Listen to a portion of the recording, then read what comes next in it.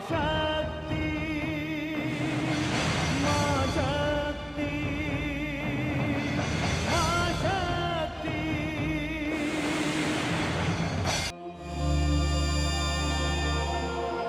हे नारायण, हे वासुदेव। अरे ब्रह्मा जी आप कहिए, कैसे आना हुआ? वासुदेव आप सब जानते हैं, सब कुछ जानते हैं, कुछ भी आपसे छिपा हुआ नहीं है। हे नारायण, आप ही का अंश शंखचूड़ भगवान शिव से युद्ध कर रहा है। ये बड़ा अनर्थकारी है। भगवान शिव अपने शिवत्व की मर्यादा तोड़ेंगे नहीं, देवत्व का व्यवहार छोड़ेंगे नहीं, और मेरे वरदान के कारण शंखचूड़ मरेगा नहीं। हे नारायण, मैंने अपने वरदान के द्वारा महाकाल शिव को कितना विवश कर दिया है। अब तो ऐसी स्थिति बन गई है कि ना तो भगवान की पराजय संभव है और ना ही शंखचूड़ की मृत्यु। हे नारायण, अब तो एक ही मार्ग शेष रह गया है कि मैं अपमान का घूंट पीकर स्वयं अपना दिया हुआ वरदान वापस ले लूं। नहीं ब्रह्मा जी, आप आदि प्रजापति हैं। यदि आपके वरदान का कोई अर्थ नहीं रहा तो सतीत्व की मर्यादा अर्थहीन हो जाएगी, पातिव्रत धर्म की महिमा नष्ट हो जाएगी। हे ब्रह्मा जी, इस वरदान के द्वारा समस्त स्त्री जाति का विश्वास दांव पर लगा। आप जानते हैं कि तुलसी जिस शाप से मानवी बनी है, मेरी पत्नी है, जिन पर संसार में नारी धर्म की रक्षा का भार आ पड़ा है। उन्हें शंखचूड़ से विवाह करने का आदेश आप ही ने दिया था। हाँ, यह आदेश मैंने ही दिया था, क्योंकि इसके बिना देवी लक्ष्मी की शाप से मुक्ति संभव नहीं थी। किंतु हे नारायण, मुझे भय है यदि इस समय कुछ ना किया गया तो निश्चित ही प्रलय आ जाएगी। नहीं ब्रह्मा जी, मैं ऐसा कुछ नहीं होने दूंगा। शाप और अभिशाप की इस कथा को सम्मान देते हुए मैं इसे मोड़ दूंगा। सृष्टि पर संकट नहीं आने दूंगा। मैं शिव जी के सम्मान को भंग नहीं होने दूंगा और वरदान की गरिमा भी समाप्त नहीं होने दूंगा। अब समय आ गया है ब्रह्मा जी, शंखचूड़ की गति और गतिविधियों पर अंकुश लगाने। अर्थात नारायण, अर्थात शंखचूड़ को भगवान शिव के ही हाथों मरना होगा। यह महाकाल की गरिमा का प्रश्न है और यही नियति का लेख। किंतु हे नारायण, इसके लिए तो आपको वो करना होगा जो आपने कभी नहीं किया। क्यों ब्रह्मा जी? जन कल्याण के लिए मैंने क्या नहीं किया? मैं मत्स्य नहीं बना, धरती के उद्धार के लिए बाराह का रूप धारण नहीं किया, भक्त प्रहलाद के लिए नरसिंह अवतार नहीं लिया, बल्कि अहंकार को रोकने के लिए वामन का रूप धारण नहीं किया। देश काल और पात्र के अनुसार मेरी भूमिका भी बदलती रहती है, मेरी लीलाओं में भी परिवर्तन होता है। तो अब इस संकट को समाप्त करने के लिए भी मैं जाऊंगा अपनी ही शापित भार्या का सतीत्व पाकर।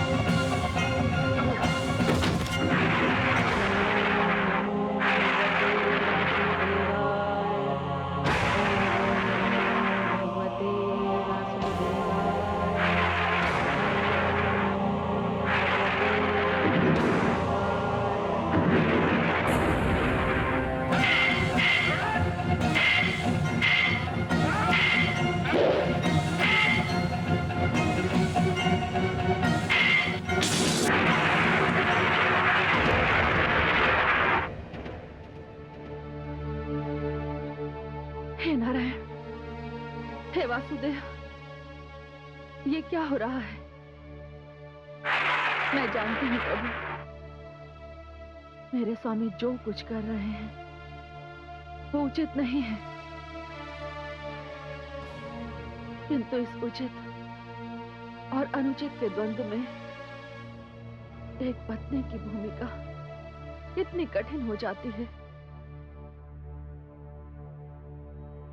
हे नारायण, मैं तो अपने पत्नी धर्म का पालन कर रही हूँ, मेरी सहायता कीजिए प्रभु, मेरे सुहाग की रक्षा कीजिए, मेरे सुहाग की रक्षा कीजिए प्रभु।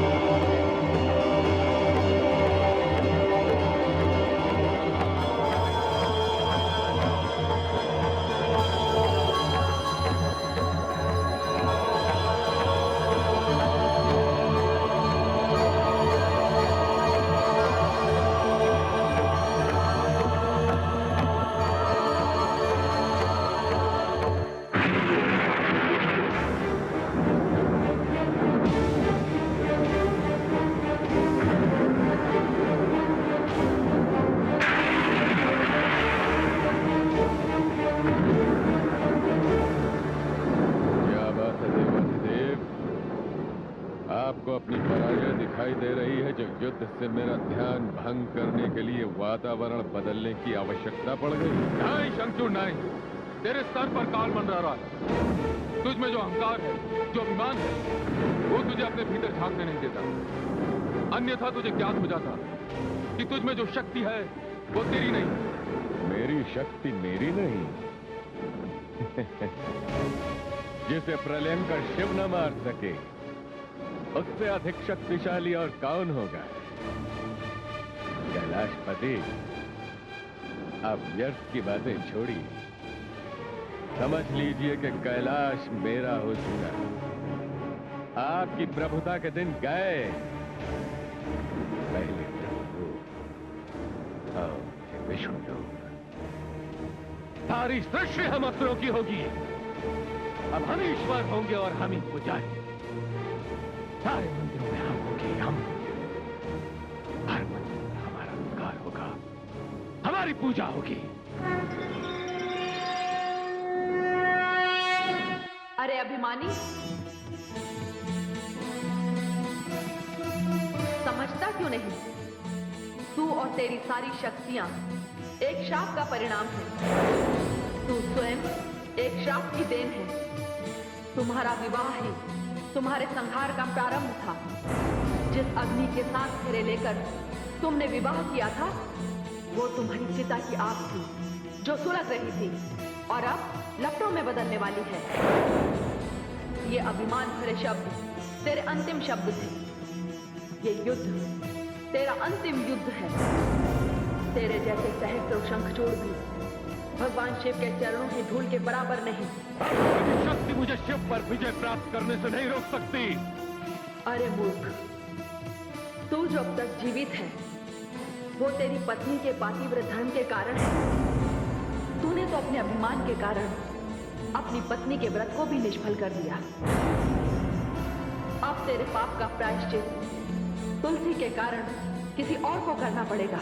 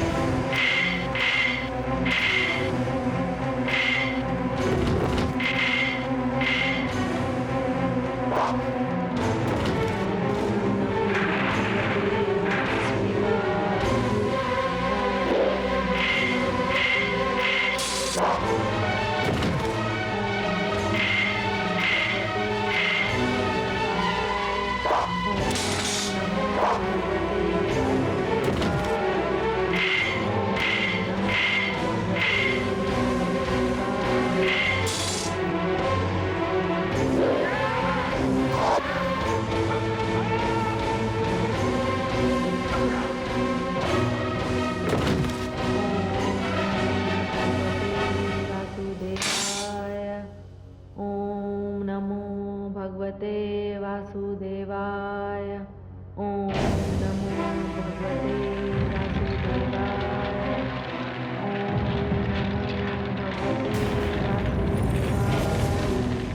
ओम नमो भगवते वासुदेवाय।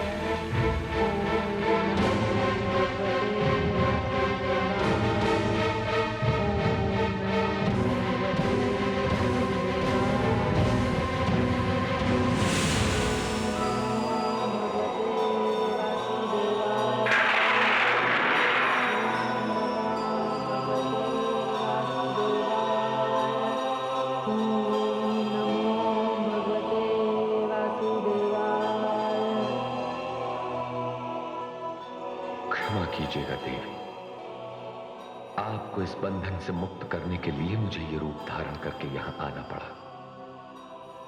आप ही के कारण शंखचूड़ के जन्म के समय मैंने उसमें अपना अंश डाल दिया था, किंतु वो अंश भी असुर को अभिमानी होने से नहीं रोक पाया। वो अपने विनाश की ओर बढ़ता गया। देवी, आप जिसकी रक्षा कर रही हैं, वो सारी सृष्टि में असुर राज की स्थापना करना चाहता है, परंतु मैं ऐसा नहीं होने दूंगा। संसार असुरों के उत्पात से ऊब चुका है। शंखचूड़ का इतना दुस्साहस कि वो महादेव का अपमान करने पर तुला हुआ है, मैं ये भी नहीं होने दूंगा। यदि मैं चाहूं तो शक्ति की कृपा से स्वयं उसका वध कर सकता हूं, किंतु इससे विधाता का लेख बदल जाएगा और मैं स्वयं अपनी दृष्टि में छोटा हो जाऊंगा। आपके पृथ्वी पर आने से शाप की समाप्ति हो चुकी है। मैं जो करने जा रहा हूं वो अनुचित है, किंतु इस परिस्थिति में इससे अधिक उचित और कुछ नहीं हो सकता। मेरी लीला के लिए मुझे क्षमा कर दीजिएगा।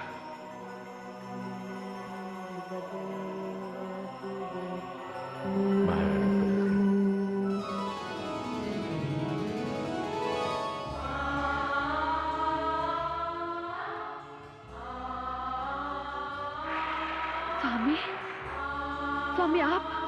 विजय महारानी तुलसी, विजय विजय प्राप्त हुई है आपके स्वामी को। कैलाश के मार्ग से शिव की सेनाएं पीछे हटने लगी हैं। अपनी पराजय को देखते हुए स्वयं शिव कहीं समाधि में लीन हो गए हैं। सच सच सच स्वामी? हाँ महारानी, हाँ। अब आप अपना व्रत समाप्त कीजिए। मैं आपको यही शुभ समाचार देने के लिए ही तो यहाँ आया हूँ। स्वामी, व्रत तो आज संध्या काल तक चलेगा, तब जाकर समाप्त होगा। महारानी, जब इच्छा पूर्ण हो गई तो फिर व्रत कैसा? देखिए महारानी,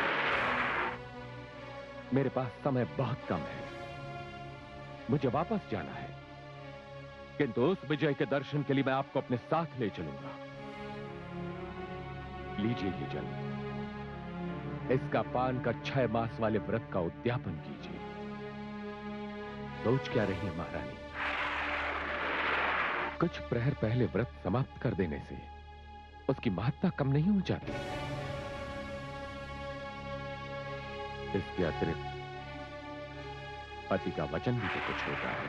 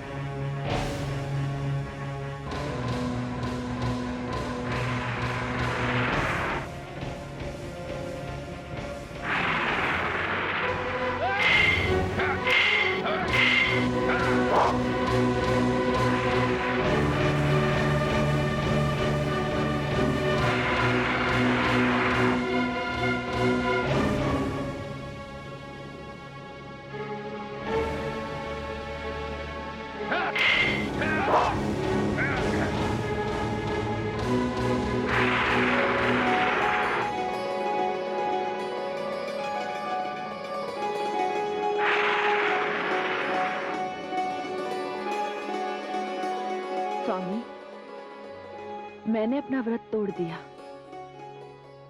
अब आप रणभूमि की ओर जाइए, जहां विजय आपकी प्रतीक्षा कर रही है। मैं भी राजधानी लौट जाती हूँ। मैं वहीं आपके आगमन की प्रतीक्षा करूंगी। हमारा मधुर मिलन तो अभी शेष है। ऐसे अवसर पर मुझे प्यासा छोड़कर चली जाओगी? नहीं, मैं अब और प्रतीक्षा नहीं कर सकता।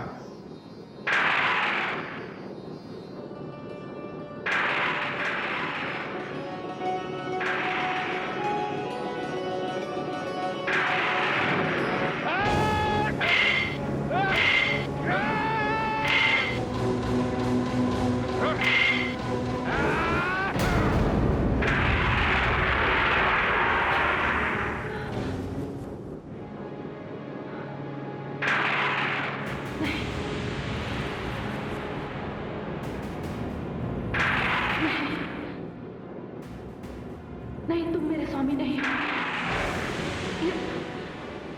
ये मेरे स्वामी का स्पर्श नहीं है।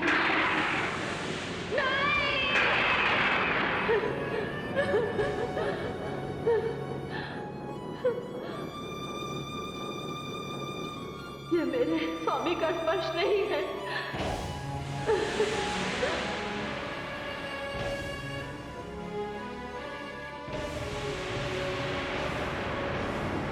सच बताओ, कौन हो तुम?